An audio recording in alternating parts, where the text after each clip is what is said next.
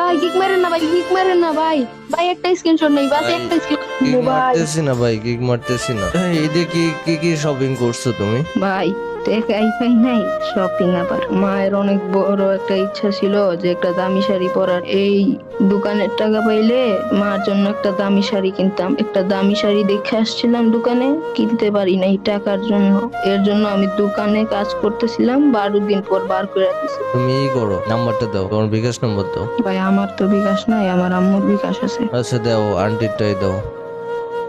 আচ্ছা পাইছি ভাই। আচ্ছা ভাই, একটা মিনিট তো গ্রুপে থাকো। ওকে, কিন্তু আমি 6082 টাকা সেন্ড করে দিছি ভাই, একটু চেক দাও তো টাকা গেছে নাকি। ও আচ্ছা, আমি আমার আম্মুর ফোনে দেখে আসতেছি ভাই, দাঁড়ান ভাই।